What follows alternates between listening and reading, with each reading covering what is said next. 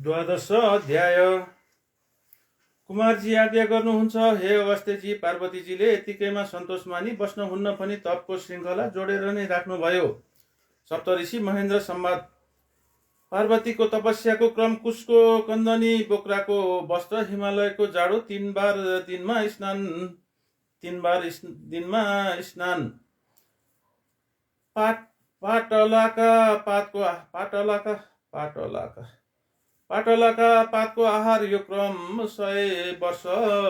दिनको 3 बार स्नान, पातको आहार 100 वर्ष। त्यसपछि 100 वर्ष स्नान, सन्ध्या, जप तप सबै कुरा चालु छन्, तर निराहार बसी 100 वर्ष बिते। अब पार्वतीका तपले सबै प्राणीहरू डराए। महाराज इन्द्रले सप्तऋषिहरूको सम्झना गरेर सम्झना गर्न साथ सप्तऋषिहरू इन्द्रका समक्ष उपस्थित भए। इन्द्रबाट पनि सबैको स्वागत सम्मान भयो। त्यसपछि हामीहरूलाई के कामको लागि सम्झाउनु भएको भनी ऋषिहरूले महाराज इन्द्रसँग प्रश्न गरे। यो सुनेर इन्द्र भन्नुहुन्छ, पर्वतराज हिमालयकी छोरी पार्वती दुर्गम हिमाचलमा गएर घोर तपस्या गरिरहेकी छिन्। तिनको तपस्याका तापले गर्दा तिनै लोकको सन्तप्त भइरहेछ। तसर्थ पार्वतीको मनोरथ पूर्ण गराई त्यस भयङ्कर तापबाट निर्वृत्त गराउने काम तपाईहरूले गरिदिनु पर्यो भनेर सम्झना गरेको हुँ। यो एक अत्यन्त महत्त्वपूर्ण काम हुनाले तपाईहरू जस्तो सुयोग्य महर्षिहरूबाट सुसम्पन्न हुन सक्ला भनी ठुलो आशा राखेकी छु। महाराज इन्द्रको वाक्य सुनेर हवस् भनी सप्तऋषिहरू त्यहाँबाट सरासर पार्वतीको तपस्थल हिमाचलमा पुगेर पार्वतीजीसँग मिठा साथ भने प्रियपुत्री मनमा कुन कुराको अभिलाषा लिएर यस्तो घोर तपस्या गरेको हो। सप्तऋषिहरूको मधुर वचन सुनेर पार्वतीले लाजले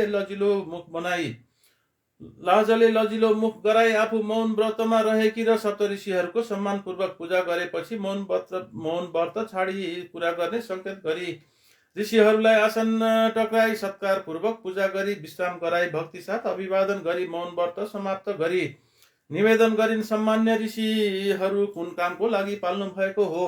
त्यसपछि लाजको मौन व्रत लिएर सप्तऋषिहरूका अगाडि खडा रहिन्।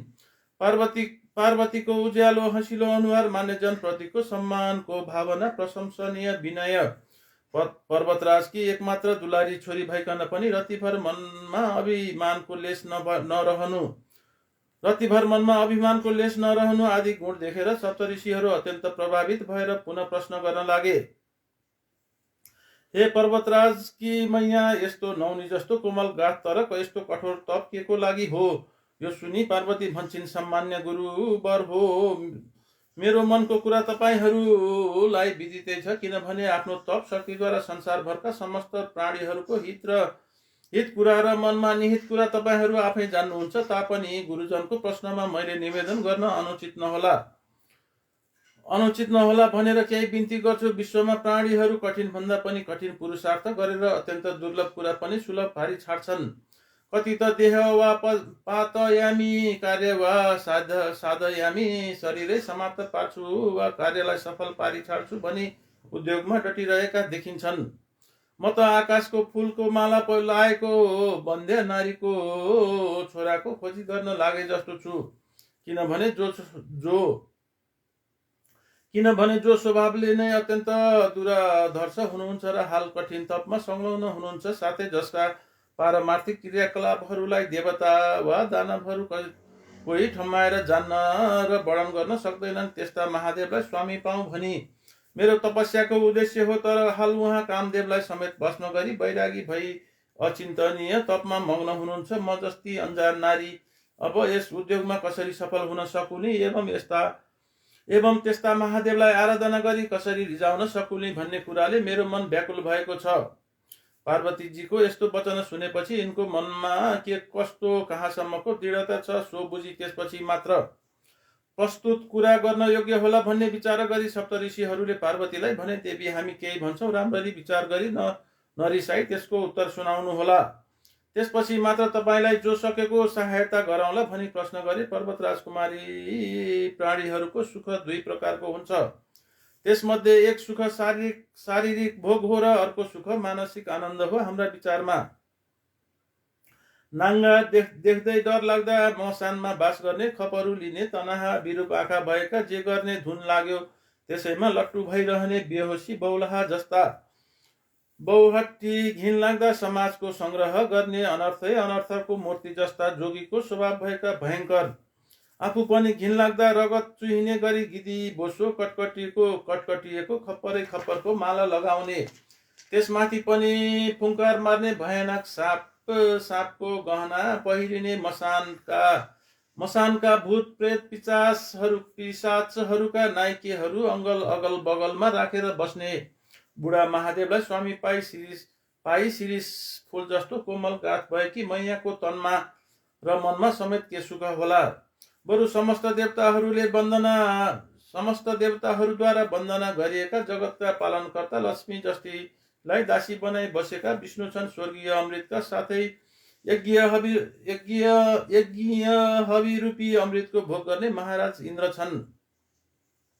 देवताहरूका पनि आश्रयणीय हिरण्यरेखा अग्नि छन्।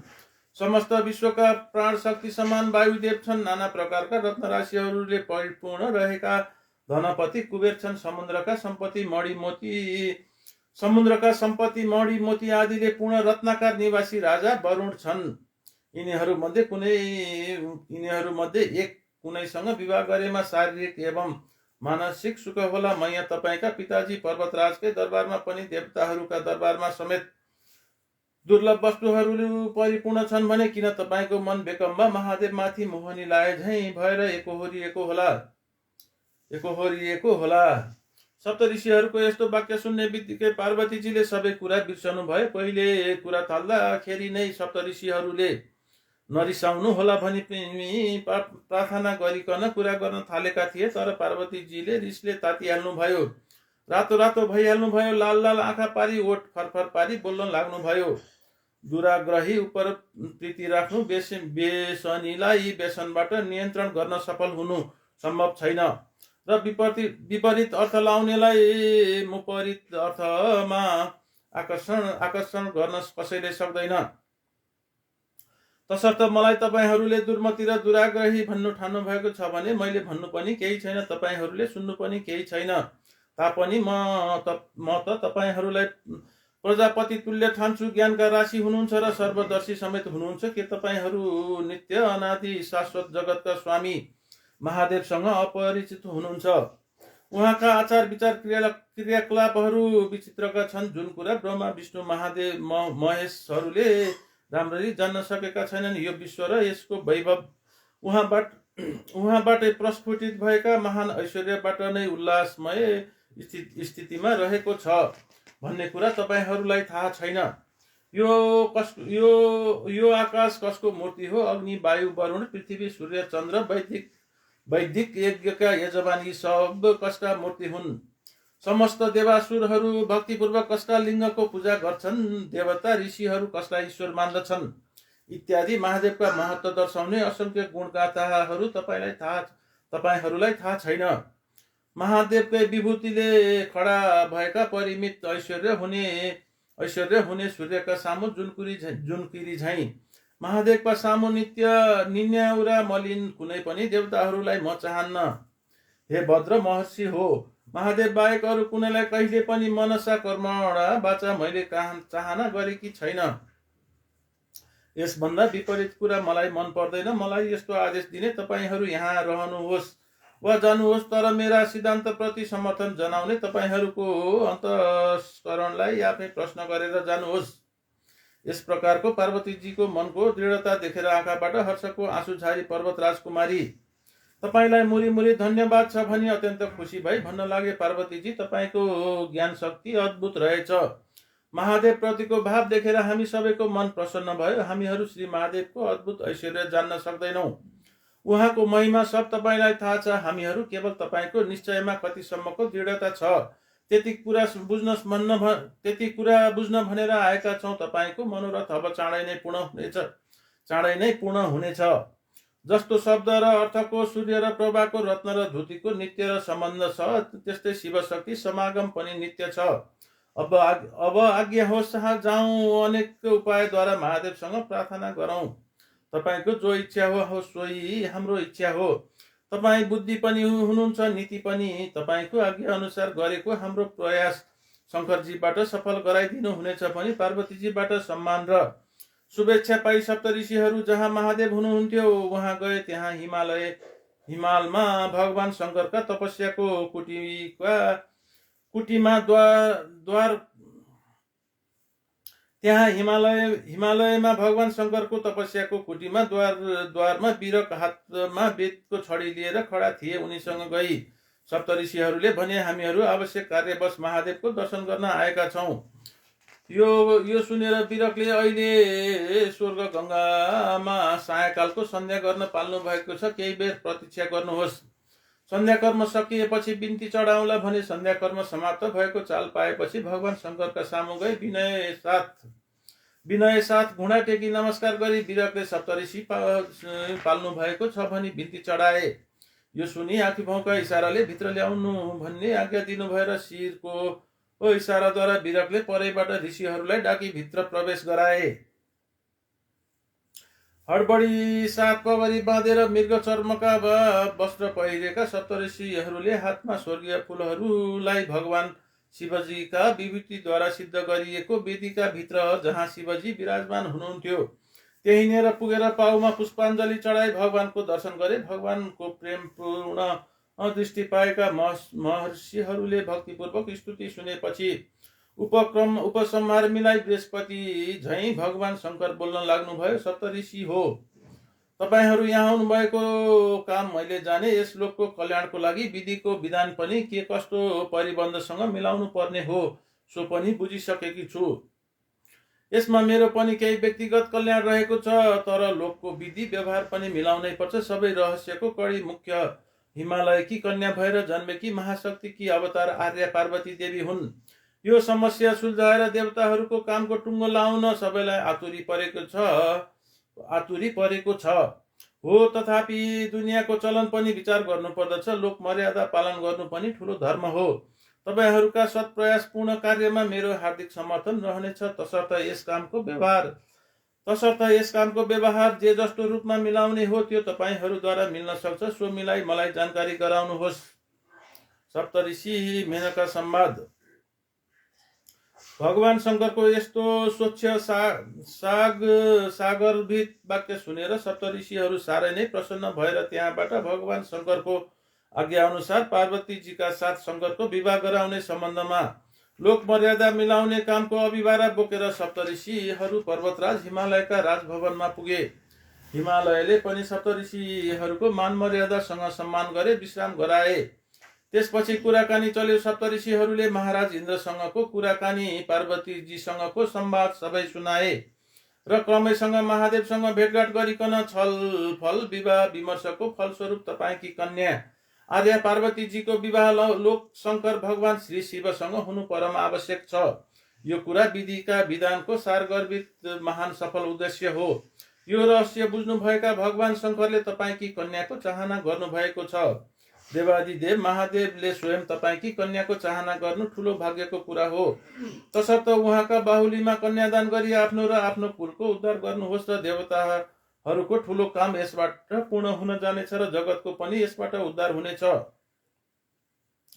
सप्तऋषिहरूको यस प्रकारको कुरा सुनेर हर्ष विभोर भएका पर्वतराज हिमालयले मनमनै धन्य धन्य महादेव, धन्य धन्य प्रभुको करुणा भन्छन्। मुखले केही बोल्न सकेनन्। यो देखेर मेनकाले हात जोडी भन्नुभयो, छोरीको जन्मको सार महान भए पनि संसारमा छोरीको जन्म हुँदा जति छोराको जन्म हुँदा प्रसन्न हुन्छन् उति हुँदैनन्।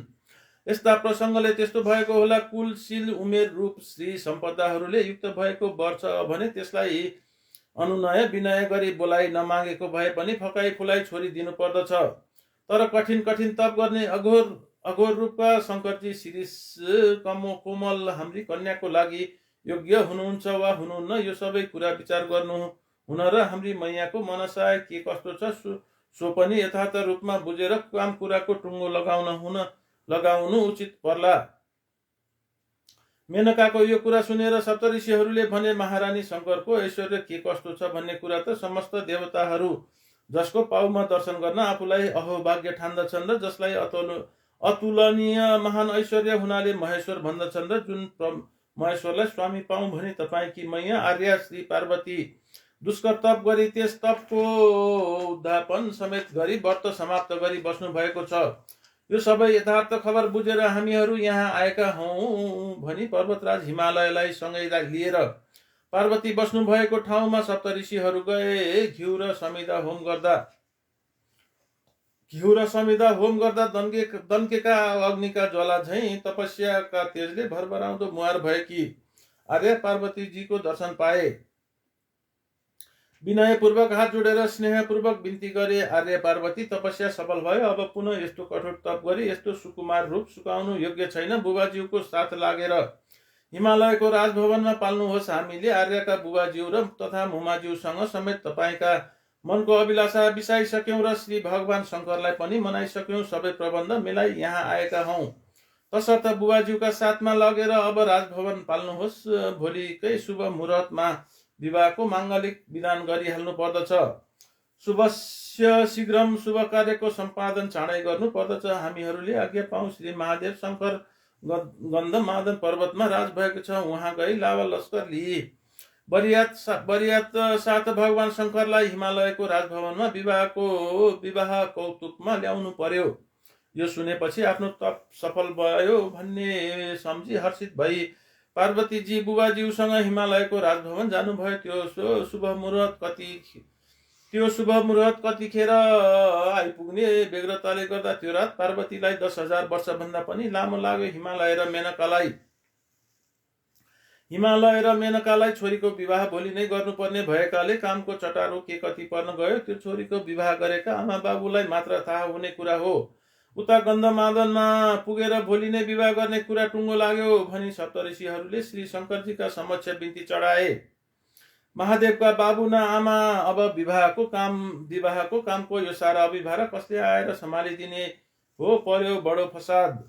शङ्करका प्रथम गणहरूमा खैला बैला पर्यो। के गर्ने के नगर्ने सबै कि कर्तव्य विमूढ भए। सबै रमझमले मस्त छन्, तर सुनियोजित ढङ्गले मर्यादित रूपले कामको प्रबन्ध कसले मिलाउने भनेर कोही पनि अघि सर्न सक्दैनन्। यो देखेर महादेवले भन्नुभयो, एउटा मात्र विद्वानलाई कर्णधार गराएको छ भने त्यसले सारा कामको बेडा पार लगाइदिन्छ भने आज यहाँ मेरो काममा 7 जना सप्तऋषि ज्ञान बुद्धि विवेकका महान सागरहरू संलग्न हुनुहुन्छ भने कुनै चिन्ता छैन।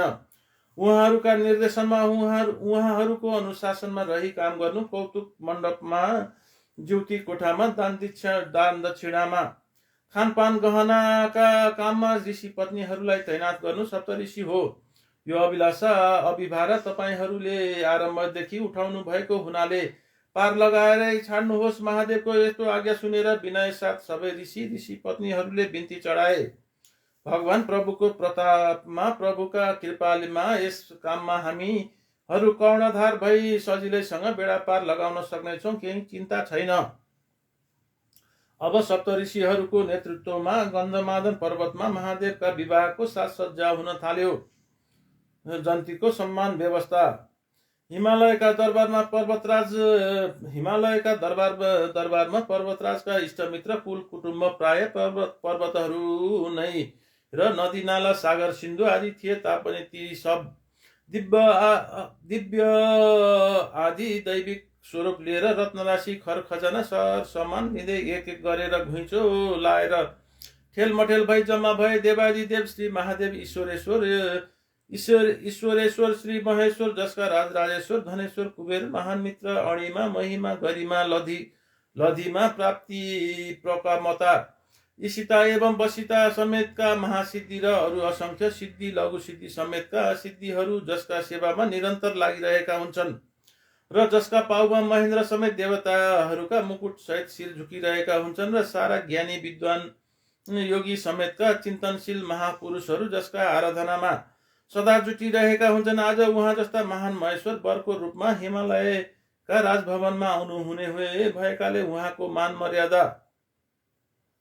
स्वागत सम्मानमा रतिभर त्रुटि नहोस् भनेर अत्यन्त सावधान हुने व्यवस्था मिलाइयो र विवाहको दिन दुलहीको सिंगार पटार गर्न सबेरै पार्वतीजीका कक्षमा स्वर्गका देवीहरू सुसज्जित भई आएका। कति हाँस्छन्, कति ठट्टा गर्छन्, कति स्नान कक्षमा स्नान गराउने तर्खर मिलाउन लागे।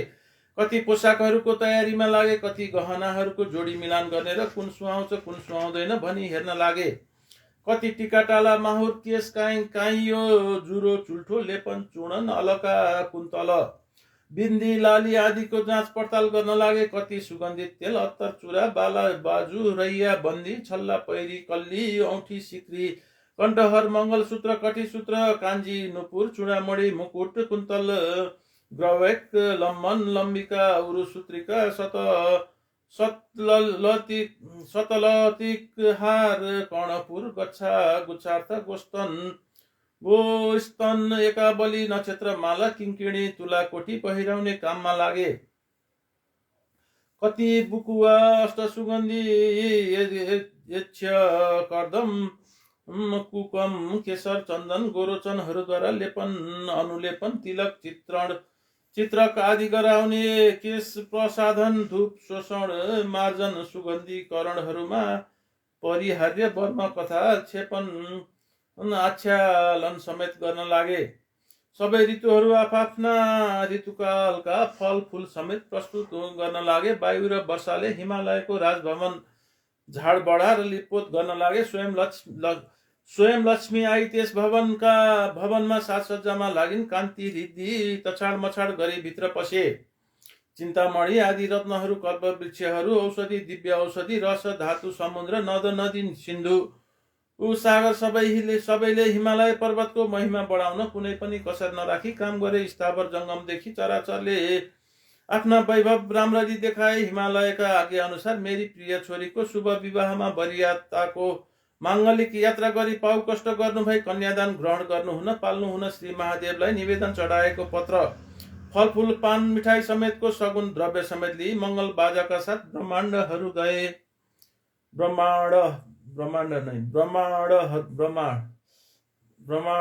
गए। श्री महादेवको सिंगार पटार उता वरपट्टि गन्धमादन पर्वतमा श्री महादेव प्राङ्गणमा देवश्री महर्षि ब्रह्म ऋषि जमघट भयो। शङ्करका निर्देशन अनुसार सप्त ऋषिहरूको रेखदेखमा सम्पूर्ण कार्यविधि मिलाइयो।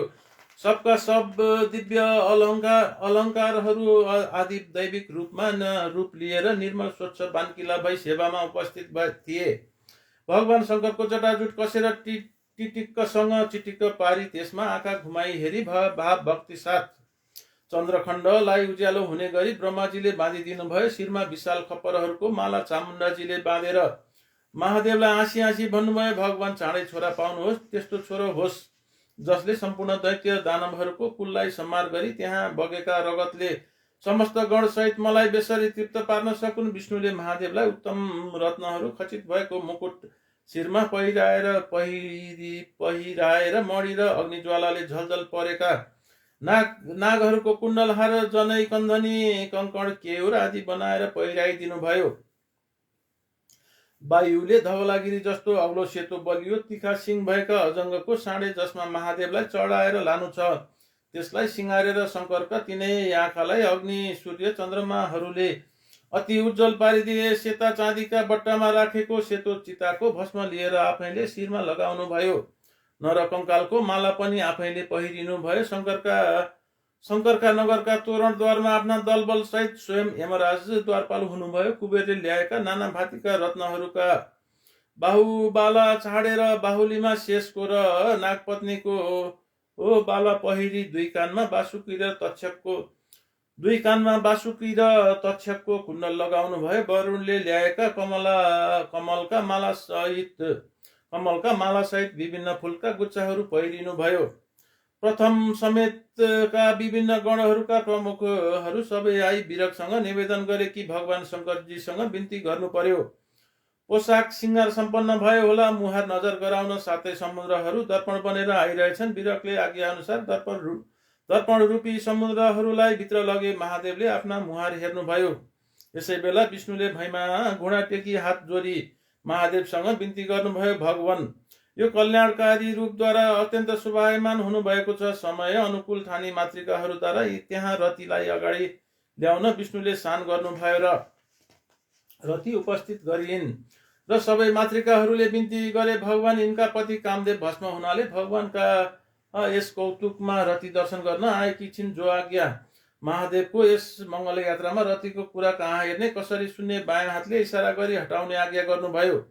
अब बरियात चल्ने बेला भयो। सप्तऋषिहरूले बरियात चलाउने कार्यक्रम मिलाएर शङ्करलाई बिन्ती गरे। कन्यातर्फ महादेव जस्ता वर उहाँका, जन्ती पनि उहाँ जस्तै अत्यन्त उत्तम श्रेणीका हुने कुरा विचार गरी तदनुसार स्वागत प्रबन्ध, सम्मान प्रबन्ध, निवास प्रबन्ध, स्नान शौचादि प्रबन्ध, शय्या आसनहरूको प्रबन्ध, भोजनको प्रबन्ध, सेवा शुश्रूषा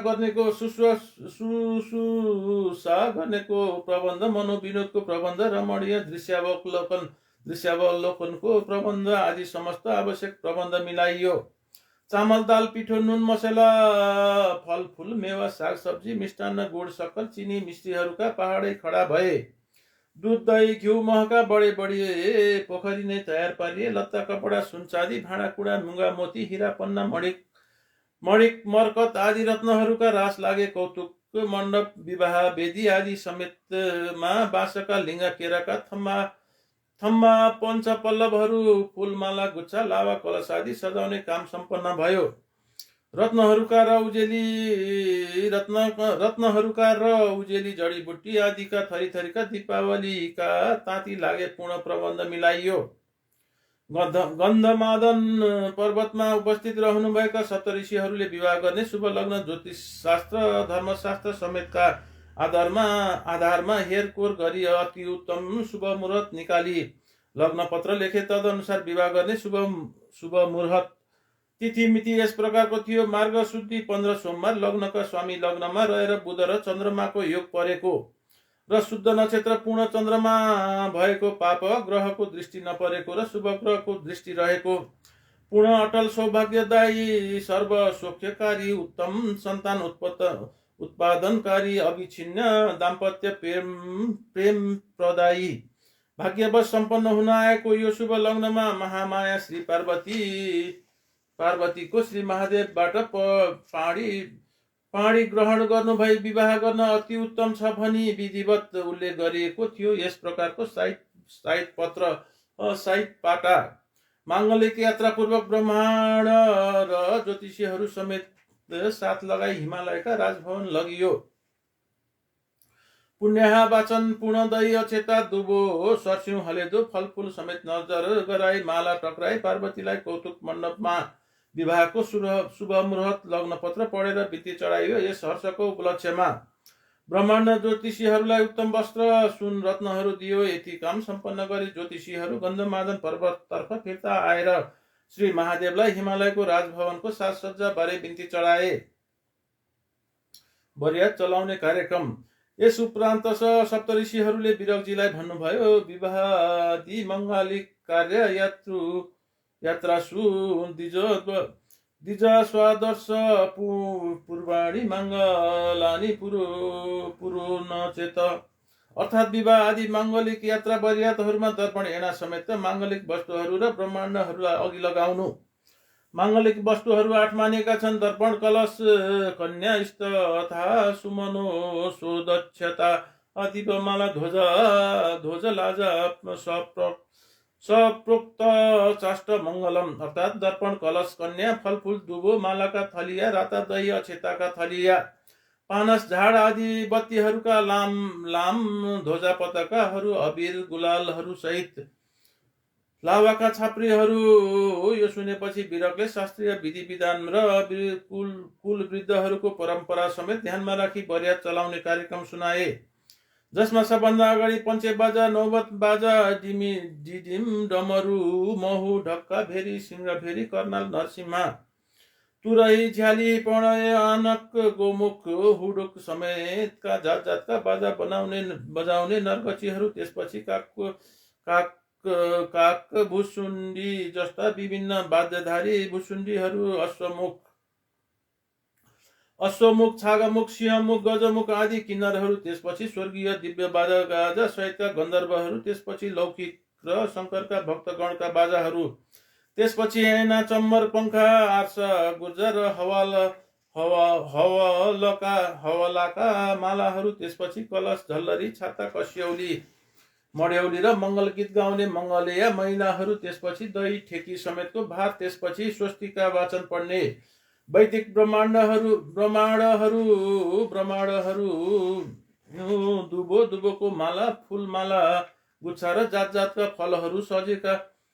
जातका फलहरू सजेका थालथलियाहरू लिएका दिव्य नागरिकहरू र राता दही अक्षताका थाली लिएका भद्र पुरुष एवं नारीहरू, त्यसपछि थरीथरीका कृत्रिम कीटनक अर्थात् रमाइलो खेलाउना र पुतलीहरूका हँस्यौला मूर्तिहरूको ताती, त्यसपछि विभिन्न थरीका बाजा बजैयाहरू, सङ्गीतका गवैया र थरीथरीका नाचका नचैयाका ताण्डव, लास्य, हल्लिसक, रास आदि स्वर्ग मर्त्य पातालका नाचहरू, त्यसपछि भगवान महादेवका गणहरूका विशिष्ट बाजा र नाचहरू, त्यसपछि हाहु आदि गन्धर्व र उर्वशी, रम्मा, तिलोत्तमा आदि अप्सराहरूका सुमधुर नाचगान बजान, त्यसपछि रत्नहरूका झाड पानसहरूका र दिव्य औषधिहरूका बत्तीका तातीहरू, बिजुलीका बान्कीका प्रदीप पल्लवधारी आतासबाजीहरूको रमझम, त्यसपछि सबै दिक्पालहरू समेतका देवताका विशाल सैनिकहरू र सैनिक सामग्री बोक्ने खच्चर टट्टुहरू, त्यसपछि दुलहीको गहना गुरिया लत्ता कपडा सिँगार पटारहरूका मन्जुसाहरू, मधुस करण्ड कल पिटक पेटी बट्टा पेटाराहरू बोक्ने गणहरूको पङ्क्ति र पोसाक गहना पहिराउने विशेषज्ञ महिलाहरू, त्यसपछि महादेवका प्रमुख गणहरू र मुख्य बाजा र बजाउनेहरू, त्यसपछि सिंगारेका घोडाहरू, बग्गीहरू र शताङ्क रथ र पुष्परथहरू, डोली शिविका मियानाहरू, त्यसपछि विशिष्ट अतिथि र अत्यन्त विश्वस्त श्रेणीका सेवकहरू, अङ्गरक्षकहरू, पार्श्ववर्तीहरू, त्यसपछि लावा अबिर अक्षता मन्दारा पुष्प बुकी फुल सुनबुकीहरूका प्रकारका थलिया लिएर मङ्गल यात्राको मार्गमा छर्दै हिँड्ने दिव्य पुरुषहरू, त्यसपछि ब्रह्मा विष्णु आदि देवताहरू, घोडाचढी समेतका सैनिकहरू, त्यसपछि हँसी ख्याली समेतका आनन्दी वर्ग र उनीहरूका नाच, त्यसपछि आवश्यक खाद्य सामग्री, लिपिकार, लेखाकार आदि कर्मचारीहरू र आफ्ना विशेष वर्गहरू र उपकरणहरूले युक्त भएका अश्विनी कुमार, धन्वन्तरी आदि चिकित्सकहरूको जमात, त्यसपछि शुल्व शास्त्रका विशेषज्ञहरू, जसबाट बाटो घाटो साँगो पुल आदिमा परेका समस्याहरूको समाधान होस्। यस्तै तमौली, नाउ, धोबी, मलाहा, जुलाहा, सुनार, लोहा र अग्निकर्मीहरू समेतका विभिन्न वर्गहरू, यस प्रकारले अरू आवश्यक समेतको कार्यक्रम अनुसार बरिया चलाउने काम प्रारम्भ भयो र वाद्यधुनमा देवादिदेव महादेवको प्रस्थानकालीन माङ्गलिक सम्मान अभिवादन गरियो र महादेवबाट प्रत्यभिवादन भयो। श्री महादेवको बरियात। अब महादेवले हिमाल जस्तो अग्लो साँडेलाई बिस्तारै हिँड भनेर संकेत गर्नुभयो। वज्रले झैं पर्वतहरूलाई थरहरी पार्दै घना सुकल घुइँचोमा आँखा लाउँदै बाटो सुझाएको साँडे समेतको भिडबाट अगाडि बढेर विष्णुले ठाउँमा धुलो टकटकाउँदै छहारी मुनि पुग्दै नरोकिकन बिस्तारै हिँड्नुहोस्, ठेल नगर्नुहोस् भनेर बरियातालाई नियन्त्रण साथ अगाडि बढाउनु भयो। त्यसपछि भगवान महादेवको आज्ञा शिरोपर गरी बिरक भन्न लागे, विमानचारी देवता हो, ज्यादै बेग्लै अघि नजानुहोस्, साथै यसै पर्वतका समीपमा रहनुहोस्। सबै समुद्रहरू दैत्यका सङ्घर्षले गर्दा हिलाम्बे हुनुभएको छ, स्फटिक जस्तो भई सङ्लिएर जम्नुहोस्। गणेश्वरहरू चटपट भई नहिँड्नुहोस्, देव प्रमुखहरू पनि घोडाको चाल मिलाई हिँड्नुहोस्। भिङ्गीश्वर आफैलाई मात्र हेरी नरहनुहोस्, महादेवको तर्फ पनि राम्ररी दृष्टि दिनुहोस्। हे महाराज यमराज, तपाईँ आफ्ना शस्त्रास्त्रहरू राम्ररी भिर्नुहोस्। महादेवका साथमा हिँड्ने मातृकाहरू छलिनु होला, रथ घोडाहरू धेरै अघि नलम्काउनुहोस्। आफ्ना अनुचर सहितका सब देवताहरू पैदल भई महादेवका प्रीतिको लागि हिँड्नु भएको छ, उहाँहरू प्रति दृष्टि राख्नुहोस् र आफ्ना वाहनमा चढ्नुहुने देवताहरू पनि चम्म ध्वजाहरू समेत फरफराउँदै लचकिला चालमा हिँड्नुहोस्। गन्धर्व, किन्नर र भुसुण्डी सबैले आफ्नो नियत लय अनुसारको रागलाई किन नखन्काउनु भएको। बरियाताका गहनाहरूको, वस्त्रहरूको र हात्ती घोडा समेतका घुङ्गरा घण्टा भाँडाहरूको तुमुल ध्वनिलाई सङ्गीतका गान बजानले दबाउन किन नसकेको हो। षडज मध्यम दैवत निषाद ऋषभ गान्धार पञ्चम समेतका सप्त स्वरका आरोह अवरोह मूर्छना गमक स्वभाव एवं विलम्बित द्रुत मध्यमहरूको ताल लयमा लय समेतका त्रोयत्रिक नाचको रमझम किन हुँदैन। तुम्बुरु नारद ऋषिहरूका वीणाहरूको झङ्कार किन सुनिँदैन। विरहको यो निर्देशनबाट सब जुर्मुराएर आफ्ना बल बरकत बुताभर गाउने बजाउने नाच्ने बरियातालाई समुचित ढङ्गमा हिँडाउने आदि काममा सबै चनाखा भए यताउति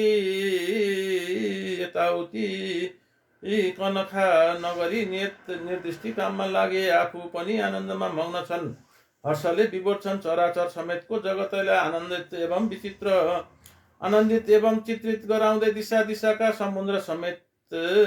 समुद्रमा समेत ज्वारभाटा समेतका छालहरू छल्काउँदै आकाशमा मेघहरू घन्काउँदै डाँडा काँडा चुली चुचुरा थुम्का थाम्का सब कुल्चाउँदै मिल्चदै अघि बढेको महादेवको बरियाताको धारोले गन्धमान्दन पर्वतदेखि हिमालसम्मको सम्पूर्ण पर्वतीय प्रदेश व्याप्त छ, सकुल छ, ठेलमठेल छ, कतै कुनै ठाउँ खाली छैन।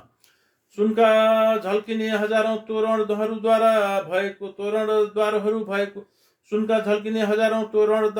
भएको कहीँ कतै सुन्दर मर्कत मणिका हरिया घर चोक पटाङ्गिनी भएको, कहीँ निर्मल वैदुर्य रत्न छापेको भुइँ भएको, कतै मेघै हिमालका आसपास पहाडमा झरे झैँ रमणीय छहराहरू छ्याङ गरेका फरफराएका हजारौं ध्वजा पताकाहरूले शोभायमान भएको, स्वर्गीय फुलका गुच्छाहरू झरेर राम्रो भएको चौतारा देखिएको, सेता काला राता पहेँला थरीथरीका धातुहरूका रङ्गले रमणीय देखिएको, शोभाले पूर्ण फराकिला मार्ग र गोपुरहरू भएको, अनुपम ध्वनिमा गर्जेका मेघहरूका गर्जनको प्रतिध्वनि घन्किएको, सुगन्धित फूल फुलेका बगैँचाका बास्नाले मनोहर भएको, हिमालय पर्वतराजको महानगरीमा समस्त देवताहरूको स्तुति गरिएका भगवान शङ्कर पुग्नुभयो। त्यो बरियातको घुइँचोले जताततै ठेलमेठेल भएको त्यो महानगर आफै यसै आकुल थियो। त्यसमा पनि जन्ती हेर्ने नरनारीहरूको घुइँचोले गर्दा झन् ठेल मठेल भएको हुनाले आकुल व्याकुल जस्तो हुन गयो। महादेवको बरियातको घुइँचो जन्ती हेर्न जाने उग्र उत्कण्ठाले हतारिएका नारीहरूको हुलले भरिएको बाटोमा दौडने जनताको घुइँचोले गर्दा हिँड्नै नसकिने भएको, त्यसमा पनि हात्ती घोडा रथहरूको हतार साथको यातायातले झन् सकुल भएको हो। ठुला ठुला भवनहरूका अटालिया आँखी झ्यालहरूमा भरिएका सुर सुन्दरीहरूका नील कमल जस्ता नयनमालाहरूले पूर्ण भएको त्यो नगर जति घुइँचिएको थियो उति नै विचित्रताले पूर्ण भएको समेत देखिन्थ्यो, जस्तो कि कुनै नारी ओझेलमा उभिएर जन्ती हेर्न चाहेर पनि आफ्ना उज्जवल गहना कपडाहरूका प्रकाशले झन् टटकारोसँग सबैले देखिन्थे। कुनै नारी अधुरो श्रृङ्गार गरी सङ्गिनी साथीहरू समेत छाडी दौडाउँदै आई दुलाह महादेवलाई हेरेर दङ्ग परी, कुनै नारी आफ्नी सङ्गिनीलाई बिस्तारै भन्छे, डराएर आफ्नो मानभङ्ग नगर, मानिनी भएर नै दरी भएर बस। यी महादेव कामदेवलाई भस्म पारेर पनि आफै फेरि कामना राखी विहार गर्ने अभिलाषा राखेर आएका छन्। देख्यौ जन्ती हेर्ने हतारले दौडाउँदा लडेकी कुनै नारी भन्छे, अर्कीको दुलाहा आएको देखेर वीर व्यथा चर्केर लडेकी, चञ्चल भएकी सङ्गिनी कामदेव उप विजय गरेर पनि कामकै लागि हार खाएर आएका महादेवसँग आफ्ना कुरामा हार मानेर को लड्यो भन्न जान्छौ कि? कुनै आइमाई पर्दा बाहिर पर्दा देख्न नपाएर पनि कुनै जुक्तिले थाहा पाई यी महादेव हुन्, यिनीहरू इन्द्रादि देवताहरू हुन्, जो आफ्ना सेवाको फल प्राप्ति होस् भनी महादेवलाई नमस्कार गरी झुकेका देखिन्छन्। कुनै भन्छे हो यिनी महादेव नै हुन्, होइनन् क्यारे ती अगाडिका पसिनाले भिजेका चाहिँ महादेव नै हुन्। कुनै भन्छे यी महाराज देवराज इन्द्र रोकिएको बाटो खुलाउन दौडिरहेछन्। अर्की कुनै आफ्ना हातमा लिएका सिंगारका बट्टाको बाटुलो बिर्को चक्र झैँ घुमाउँदै सङ्गिनीका कानमा साउती गर्दै भन्छे, यी अग्लो जुरो भएका मृगका छाला भिरेका ब्रह्माजी नै हुन् क्यारे। यस प्रकार सुर नारीहरूको बथानमा राग अनुराग समेतका थरीथरीका मनका भाव भङ्गिमाहरू व्यक्त भए तथा भगवान शङ्करलाई पति पाउनु पार्वतीजीका जन्मको परम सफलता हो भन्ने कुरामा जुनसुकै पनि सुर नारीको एक मन थियो। इति श्री स्कन्द पुराणे केदारखण्डे कुमार अगस्त्य संवादे माघ महात्म्ये श्री स्वस्तानी परमेश्वरी व्रत कथाया सप्तऋषि महेन्द्र संवाद पार्वती सप्तऋषि संवाद शिव सप्तऋषि संवाद सप्तऋषि मेनका संवाद पार्वती महादेव विवाहादि वर्णन नाम 12 अध्याय।